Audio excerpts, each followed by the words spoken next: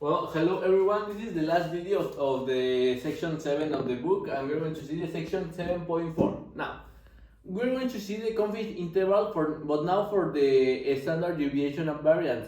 This is not as usual to calculate as, for example, for the mean value, but it's also important because in some cases we need to know it, so let's see it. Now, as we have been doing before, we are going to define a new random variable, but in this case will be in terms of the variance of the population and variance of the sample. Now, we can have this summation of xi minus x mean square over the variance of the population. Now, with the value of here, we can be calculating the variance of the sample, and this part we can calculate as n minus 1 square over the standard population over 2. This is a new random variable, and we have this symbol that is a chi distribution. Now, what is a chi distribution?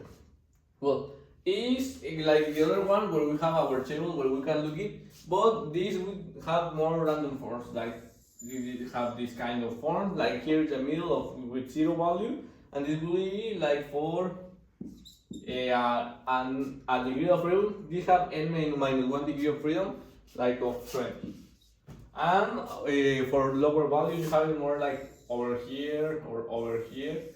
It's a little bit more different than the t distribution or the normal distribution, but you also can check it in tables with no problem. Now, here we have this distribution that we have already established. Now, as we have done before, what we want to solve for is we want to solve for the standard deviation of the population, and we want to put it in parts. Now, in this part also, the chi you need to look like chi of alpha over 2 n minus 1. For example, if you have this part and you want this part for a 95% accuracy was 0.025 for like 20 degrees of freedom, and you have this part over here, and you want this part over here is not symmetrical as we have seen in the other part. Is not exactly symmetrical as we have seen.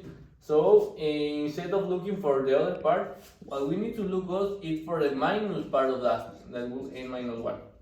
This is how you are going to look it in tables because it's not symmetrical as the other parts we have seen. Now, if we solve for this standard distribution of population, we end up with this. That is n minus 1 squared over our chi. That will be chi squared alpha over 2 n minus 1.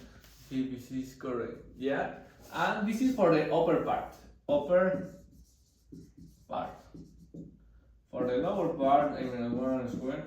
And as we have seen, what changed also is the this is 1 minus alpha over 2 because it's not symmetrical. So this would be let me see, check 1 minus alpha over 2. Yeah, that I was incorrect part. So the lower part will be 1 minus alpha over 2 times n minus 1 degrees of freedom and squared.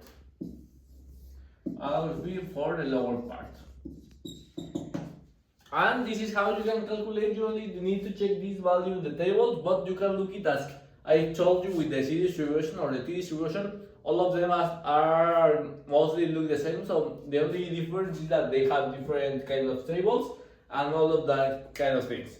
And well, this is all for this video of here. I hope you have enjoyed and you have learned and helped you with that part. Remember, you can look all of this in the book that I told you in the first video.